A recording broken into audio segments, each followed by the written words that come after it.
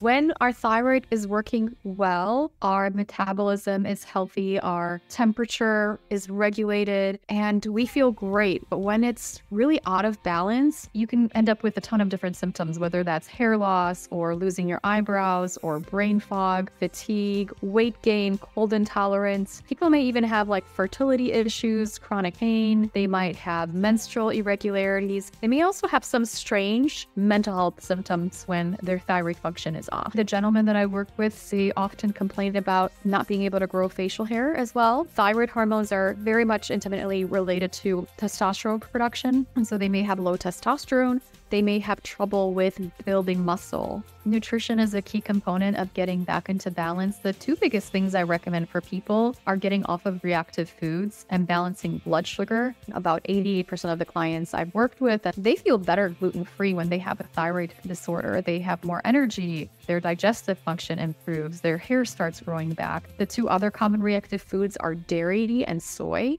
Pregnancy, puberty, and perimenopause are the peak times where a woman might be diagnosed with thyroid condition. And so these swings in estrogen and progesterone may really impact how the immune system functions. There are various studies that have been done on people who develop thyroid conditions like right after. You are, to say at the very least, you're passionate about the thyroid, this gland that we all have in our necks that wraps around our tracheas. Why is the thyroid so important to our overall health? Oh, the thyroid gland is this tiny, tiny little gland, and it impacts, it makes thyroid hormones, which impact every single cell in the body. And when our thyroid is working well, our metabolism is healthy, our temperature is regulated, and we feel great. But when it's really out of balance, you can end up with a ton of different symptoms, whether that's hair loss or losing your eyebrows or brain fog or fatigue or weight gain, cold intolerance. People may even have like fertility issues, chronic pain. They might have menstrual irregularities. They may also have some strange mental health symptoms when their thyroid function is off. I want to come to some of those symptoms, including the mental health symptoms, a little bit later. But I believed you suffered from a thyroid-related condition called Hashimoto's disease. What is this condition and what are the early signs of it and how does it affect people's lives? So Hashimoto sounds like a rare and exotic condition. It may sound like a Japanese sword fighter, but it's actually a very common condition, impacting potentially 1 in 5 women at some point in their lifetime. Women are generally more affected than men. However, men can also be impacted. For women specifically, some of the biggest symptoms that they may experience, especially in the earliest stages, might be things like anxiety, panic attacks, obsessive compulsive disorder, fatigue, and hair loss. As time goes on, they may also struggle with weight gain. They may struggle with cold intolerance. If they're trying to get pregnant, they might have fertility issues. For men, interestingly, some of the symptoms might be a little bit different. Typically, the gentlemen that I work with, they often complain about not being able to grow facial hair as well. So their beard, they're aiming for beard goals, but it's really, really hard to get a beard. They might have issues with their libido. So thyroid hormones are very much intimately related to testosterone production. And so they may have low testosterone as a result of not having enough thyroid hormones. And then another thing is that they may have trouble with building muscle, or they might feel like, I'm just like really losing my muscles and I'm not doing anything differently. These are some of the main ways that thyroid issues can manifest. What I wasn't aware of, and you alluded to it there, was the prevalence of this condition. 5 to 10% of people having this condition, and many aren't even aware that they have it, so it progresses silently. So I suppose the natural question is, how can people catch this early on before it does any significant damage? Such a great question, because a lot of times when people go to their doctors and ask for getting tested for thyroid disease and they may suspect it, doctors primarily do a test called the TSH, which is a thyroid stimulating hormone. This is a pituitary hormone that gets released when the pituitary senses we don't have enough thyroid hormone on board. And the tricky part about this test is that it can be normal for the first 10 years that somebody has Hashimoto's thyroiditis. And then the levels can also fluctuate for the first 10 to 15 years. A more helpful test that can reveal thyroid dysfunction or thyroid disorders earlier would be thyroid antibodies. So thyroid antibodies, the two most common ones I recommend testing for are TPO, thyroid peroxidase antibodies, and TG, thyroglobulin antibodies. And what's happening in why most people develop hypothyroidism, and I would say more than 90% of the time, it's because the immune system launches an attack against their thyroid gland and starts breaking it down with time.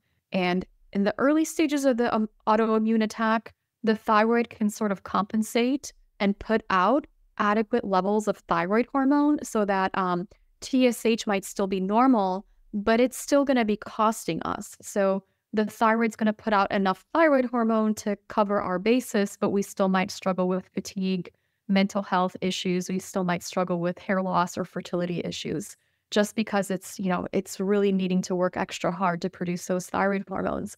And eventually, as time goes on, there's so much damage to the thyroid gland where a person requires supplemental thyroid hormone medicine to basically make what the thyroid gland can't make anymore to live a normal life. In the early stages, if we can catch that attack on the thyroid gland and there's just a tiny bit of damage, we may not need to be on medications. So I'm really a big advocate for those tests, and also free T3 and free T4, which are the amounts of thyroid hormone we actually have circulating in the body. Sometimes the pituitary may not sense that we actually have low thyroid hormones. And so the TSH test, it's great for a lot of times advanced cases of thyroid disease, but not for like the first 10 years where you have the condition. What is it about female biology that predisposes women to be 7 to 10 times more likely to suffer from Hashimoto's? And if they do, it's often more so in the years 30 to 50. Is it related to perimenopause and menopause? That's such a great question. So definitely hormones are very much so implicated. In fact, pregnancy, puberty, and perimenopause are the peak times where a woman might be diagnosed with a thyroid condition. And so these swings in estrogen and progesterone may really impact how the immune system functions. And they may also impact the requirement for thyroid hormone, how thyroid hormones are binding, and so on and so forth. So this is something that's very much attributed to female hormones. Is it possible to reverse Hashimoto's? It's definitely possible to reverse Hashimoto's in the early stages.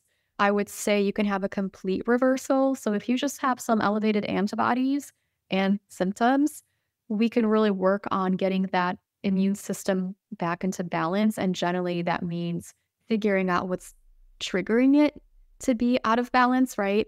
And then reducing or eliminating the thyroid antibodies. This is generally can be done and the person may not need thyroid medications. The majority of the people that I see and work with, however, they're in the later stages of diagnosis. And so they might be diagnosed where 80% of their thyroid gland is like damaged, right? And so in that case, we can still absolutely get rid of all of their symptoms. I would say majority of my clients, 90 to 95%, we can, with the resources we have now, we can make you symptom free. And then there's another really great chance that we'll be able to get those thyroid antibodies into remission range. We might not be able to get them to zero, but we can definitely lower them so that your condition isn't as progressive. In some cases, we can completely eliminate the thyroid body antibodies and maybe even regenerate thyroid tissue. But I would say those are a bit more rare and a little bit trickier to do than if we caught it early, right? Talking of antibodies, immunity and autoimmunity, I understand that people with other autoimmune diseases like type 1 diabetes, celiac disease and rheumatoid arthritis are at a higher risk for developing Hashimoto's. Is this the case? Absolutely. The autoimmune conditions, many times they have very similar root causes and triggers, and a person may have more than one, unfortunately. The Hashimoto's, I sort of alluded to that it can have different stages of it. So the early stage is just the genetic predisposition. Stage 2 is this autoimmune response against the thyroid gland. Stage 3 is enough damage to the thyroid gland where it starts to lose its ability to compensate. Stage 4 is that overt hypothyroidism. That's where most people get discovered, and that's when they get placed on thyroid hormones. And stage 5 is progression to other autoimmune conditions. And so the good news of that is that when we address the root causes of triggers of Hashimoto's, we oftentimes see a lot of the other autoimmune conditions go into remission. So I've had clients that have had like 7 or 8 autoimmune conditions, and I don't necessarily specialize in other autoimmune conditions, but I'll be like, okay, let's just focus on what I know on Hashimoto's and help you there. And they're like, okay, my alopecia areata has gone away. I don't have psoriasis anymore. And I don't have, inflammatory bowel disease. And I was like, oh, that's great. And so that can absolutely happen when you figure out what the causes are and the triggers for what's driving your immune system to be out of balance. We've been talking about biology and what's happening within our bodies. Can we talk about an external influence that might have an impact? And you can tell me if this is the case or not. Stress. How does stress impact thyroid function, and can managing stress improve your condition? Man, stress impacts everything, doesn't it? There are various studies that have been done on people who develop thyroid conditions like right after a stressful incident. There was a woman who was pushed down stairs and she was wheelchair bound, and right after that incident she developed a thyroid condition. And then there's studies done on people with adverse childhood events. They're going to be at higher risk for autoimmune conditions, including Hashimoto's.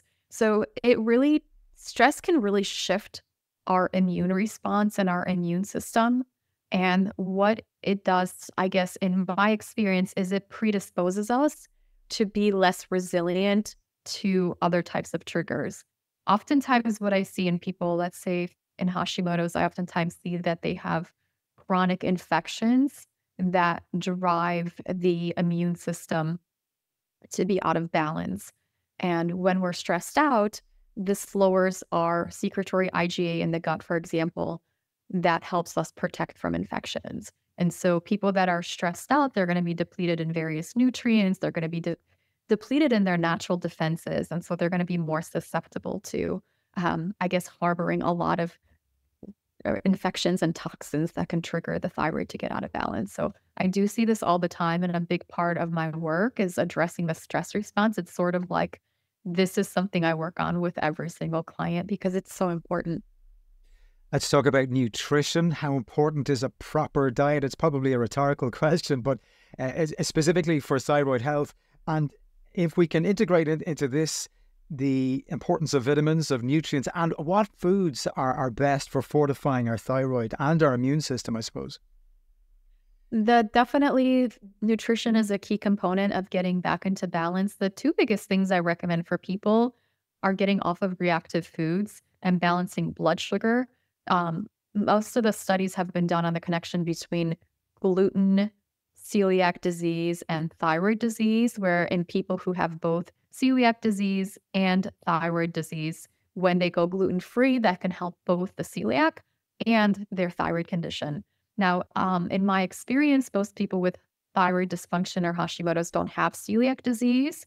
Maybe anywhere from 1 to 15% might, but they still do better gluten-free. About 88% of the clients I've worked with and people that I've surveyed in my outcome surveys, they feel better gluten-free when they have a thyroid disorder. They have more energy when they're gluten-free. Their digestive function improves. Their hair starts growing back, and they start absorbing their vitamins and nutrients better.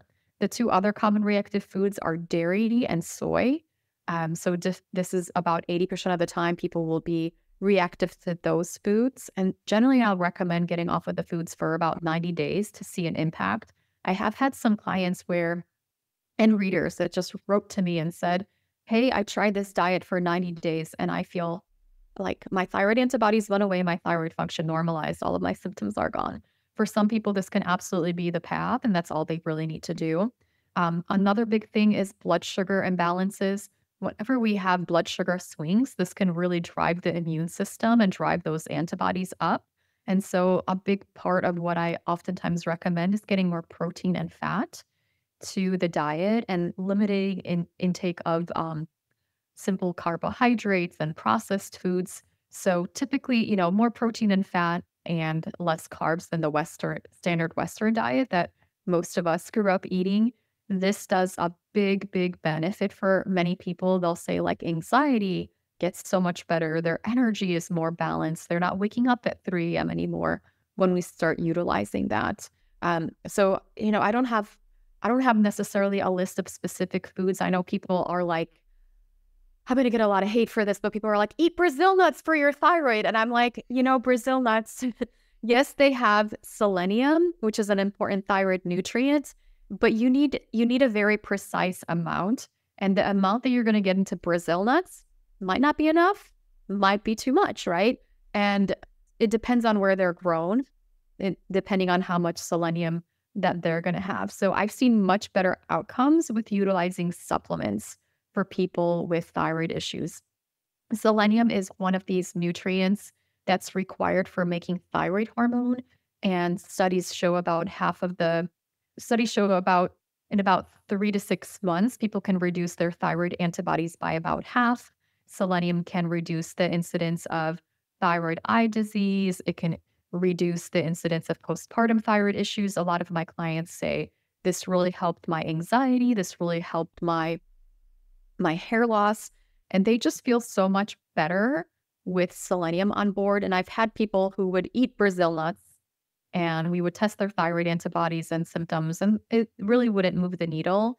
But utilizing a supplement, selenium methionine, in a dose of 83 micrograms to 400 micrograms, no higher than 600 micrograms, this is kind of like the sweet spot. And these are the dosages that were used in research. Using selenium at just like 100 micrograms in research, they're not showing the same benefits, right? And then another thing I really like to recommend is myo-inositol. This has been primarily studied in PCOS, but recent studies have come out with thyroid disease, and it can help with balancing blood sugar. And the incredible results that we're seeing is that people can actually normalize their thyroid function and get their thyroid antibodies into remission by using selenium and myo-inositol together. Vitamin D is another big one that I recommend. You can really focus on your levels of about 60 to 80 is where I see most of my ladies in remission with their vitamin D. And then for women with thyroid fatigue, I oftentimes recommend thiamine. Around 600 milligrams a day can really help with that thyroid fatigue in just a few days. Just on the subject of thyroid testing, I understand that people can be symptomatic even when their thyroid tests are normal. Do we know why this is the case? And this is such a great question, and thanks for asking it. Some people, they might have reasons why their body's not utilizing thyroid hormone properly. This can often be driven by stress, and this can also be driven by low iron levels or low ferritin levels. Generally speaking, there's also another test you can do for like non-thyroidal origins of thyroid symptoms where, like, for all intents and purposes, your thyroid gland is normal and you don't have an attack against your thyroid gland and your thyroid function is normal, your hormones are normal, but what else is going on? So there is something called reverse T3. And this is a type of thyroid hormone that gets released when we're in trouble and the body's like, we need to slow things down, right? And so this might be when we are under a lot of stress and we have certain nutrient deficiencies. And reverse T3 blocks thyroid hormone receptors, so active thyroid hormone can't get in and activate those receptors. So basically, you can actually test for reverse T3 if your levels are elevated. And then ferritin and iron helps to carry thyroid hormones into the cells. So when we don't have enough of that, we might have plenty of thyroid hormone on board, but it's just not being delivered to where it needs to go. You mentioned the word anxiety and depression earlier. I want to touch upon this subject because it is an important one. The link between thyroid disorders and mental health issues like anxiety and depression. Now, I know that certainly with women who have recently had children that they can suffer from postnatal depression and they can suffer from thyroid issues. Are those connected? And elsewhere, what is the link between thyroid disorders and somebody's mental health? Thank you for bringing that up. That's such an important connection. And I really wish that every woman postpartum would have their thyroid function, because many women do get postpartum thyroid disorders. And this can actually lead to postpartum depression. This can lead to trouble producing breast milk. For some women, unfortunately, it can even lead to like postpartum psychosis, right? And so I just wish every woman, at least I would say 6 weeks postpartum, you can have your thyroid function tested, doing the complete thyroid panel, and then 12 weeks postpartum. And if you're experiencing any kind of issues where you're like, oh my gosh, I'm just not feeling like myself, I'm really anxious, I'm having these intrusive thoughts, really seek the help that you need. And part of it might be, it might be just getting on a little bit of thyroid hormone. It might be getting some progesterone on board. It's a big scary thing that can happen to women, but fortunately there are things we can do to turn that around. And what is happening in the brain to the psychology of somebody who, as you say, has just had a child, and they've been impacted now by these thyroid changes that it's affected their psychology? When we think about what thyroid hormones do, they drive our energy and they drive our thought patterns. And very clearly, when you have excess thyroid hormone, this has been related to anxiety and irritability. When you have not enough thyroid hormone, this has been very much tied to depression. It's kind of like a slowing down. It's like a sluggishness of your body. And the, really great psychiatrists, if a person is depressed and they're not feeling better, they will actually test their thyroid, right? That would be the first thing that they would test for. If a person is not doing well, if they're on thyroid medications and they're not doing well, they're still depressed, maybe a psychiatrist might add the active thyroid hormone, the T3, to get that on board. I would say, it's such an important connection. When a person has an attack on their thyroid gland, there is going to be a release of thyroid hormone into the bloodstream. So that might cause that anxiety, right? Initially, and then blood that gets cleared out, and then they might feel depressed after because the body then doesn't make enough thyroid hormone. It's very notorious. I feel like, there's hundreds of studies that are done on various conditions, whether that is depression, anxiety, obsessive compulsive disorder. Even I've seen borderline personality disorder. I've seen bipolar and even psychosis being something that the person was misdiagnosed with, or diagnosed with, whatever you want to call it, when they were having a thyroid issue. Extraordinary. It's such a complex subject. Can we pivot just ever so slightly from the thyroid to the adrenals? I wanted to ask you and get your view on this, the term adrenal fatigue, because it can trigger some people. And in my research for this interview today, adrenal fatigue is, as I said, frowned upon in some quarters, but it's very similar to adrenal dysfunction, or is it? Can you define the two there and tell me what the difference is? Because I can't really determine the difference. I think so there's a condition known as Addison's disease, where it's an autoimmune condition and the adrenal glands are destroyed and they're no longer able to produce cortisol. And this is, kind of the medically recognized condition. A while back, a naturopathic doctor came out with the term adrenal fatigue to describe people who had, I guess he would call it like mild symptoms of Addison's disease. So they weren't like full blown bedbound, but they still were extremely tired. And they started doing some testing of cortisol and found that these people had low levels of cortisol throughout the day, which is something that is very, very low when a person has Addison's disease, right? And so he coined the term adrenal fatigue, and his initial theory was that the adrenals were not able to produce enough cortisol, and that they were fatigued or tired, right? And I guess, like looking deeper into that, they weren't actually tired. There was nothing wrong with the adrenal glands. That was his hypothesis. All of the symptoms he described were correct, and many of the methods to correct the disorder that he described were also correct. Just the mechanism of action behind it wasn't quite right. And what's actually happening with with people who have this kind of pattern is that there's a communication breakdown between their brain and their adrenal glands. And so their adrenal glands are able to produce enough hormones at the right times, but for whatever reason, they're not doing it. And generally, I think the more correct term is hypothalamic pituitary adrenal axis dysfunction.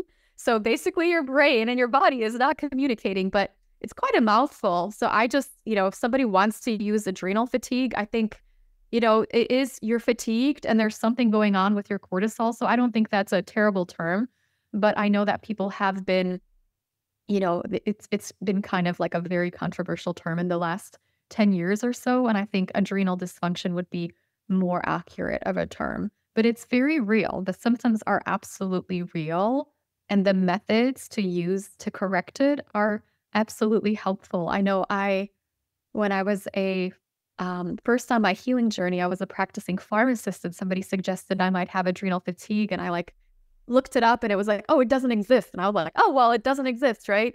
And then finally I got really, I just wasn't getting better. And then I ended up talking to another pharmacist who brought it up again. And for whatever reason, I was like, okay, well, maybe he's a pharmacist, I'm a pharmacist, so maybe this is not so crazy. And I tried the methods for it, and I was like, holy, this makes me feel a lot better. This stuff is actually working, right? So I think people really get caught up in the, I guess, nomenclature a little bit too much, where if we know a person isn't feeling well and we know how to help them, let's just do that, right?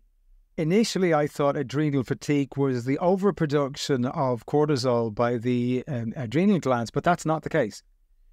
That's actually a good point. So many people can have adrenal dysfunction, and they can make too much cortisol. They could make cortisol at the wrong times of day. Generally speaking, we're supposed to make higher cortisol in the morning, so we could wake up bright-eyed and bushy-tailed, and then it goes sort of like a slide down, where in the evenings we have low levels of cortisol, so we could produce melatonin and sleep and feel very rested and calm. And what can happen is when there's this communication breakdown, is the person can just produce high cortisol all day. Then they feel like they drank 10 cups of coffee and want to kill everybody, right? Like that annoys them. Or they can have low cortisol in the morning. So they're, like the night owl. They have a hard time getting up in the morning, and then their cortisol gets up in the evening. So they're like, okay, I can't sleep. And then a person, and typically the people that I see with chronic health issues like Hashimoto's, autoimmunity, fibromyalgia, they are going to have, and chronic fatigue syndrome, their cortisol is going to be actually too low throughout the day. So they just don't have enough energy. I like to think of cortisol as the cup of coffee, right? And so if you have a cup of coffee at night, you're not going to be able to sleep. A cup of coffee in the morning can get you going in the morning. And people with adrenal fatigue and low cortisol, they just have no coffee all day, right? You cover this in your books, which I will link in the notes for this episode. But what advice would you give to people when it comes to tracking your either thyroid or your adrenal condition? Is it simply a case of in the beginning, coming to a professional like yourself? Definitely believe people should work with healthcare professionals to help themselves feel better. But to be honest with you, I feel like everybody needs to be educated on their own health, and they really need to be the experts on their own body. This is a big passion of mine, because the research and the outcomes show that if you go, you can go to a good doctor and have good care, you get pretty good outcomes. If you go to a bad doctor and have bad care, you have, poorer outcomes. But if you are self-educated, whether or not you go to a good doctor or a bad doctor, you're going to have much better outcomes, right? And so I think a lot of it comes from a person being really self-educated and being able to take charge of their own health. I'm the kind of person that I believe that people should have access to doing their own lab tests. I believe people should be able to manage their own bodies. I do appreciate some doctors need to prescribe medications that are dangerous and the layperson could not use. But I'm a big proponent of people taking charge of their own health. And there's a lot of things that people can do that are relatively safe. For example, most people can safely get more sleep. Most people can really commit to a de-stressing routine. Most people can commit to changing their diet. They might not need a nutritionist or somebody to tell them that. They might not need a pharmacist to utilize some of the really safe and water-soluble vitamins like the B vitamins or vitamin C. And there's a lot of, supplements and herbs that they might need. If they're educated enough, they're generally going to be pretty safe that they can utilize to take charge of their health. Well, you preempted my next question, and that was about behavioral interventions. So you've given me those and what people can do in order to look after their health. Tell me about your books. One of them is over your shoulder there. It's Hashimoto's Protocol. Could you talk to me about these? And you also have a website too. Absolutely. So my book, Hashimoto's Protocol, is probably one of my most popular books, and it's a 90-day plan to help people take charge of their own health and get rid of thyroid symptoms. We start off with a 2-week liver support protocol, a 4-week adrenal protocol, and then a 6-week gut protocol. What I found in just working with clients is that there are different unique patterns that people with thyroid dysfunction have. They oftentimes have a backlog of toxins. They often have this impaired stress response. They might have some kind of a gut infection that's sort of driving their autoimmunity and symptoms. And when I first began working with clients, I would test everybody for all the things. And this got to be very, very expensive and time consuming. And then I came across doing liver support, just like a broad spectrum liver support to help get rid of toxins, because I know we talked a lot about toxins, but there's fluoride, and then there's BPA, and then there's mold toxins. All of these toxins can impact our body's resilience and thyroid function. And so the book is very much this is what you do for 2 weeks. This is what you do for the next 4 weeks. This is a plan you could follow.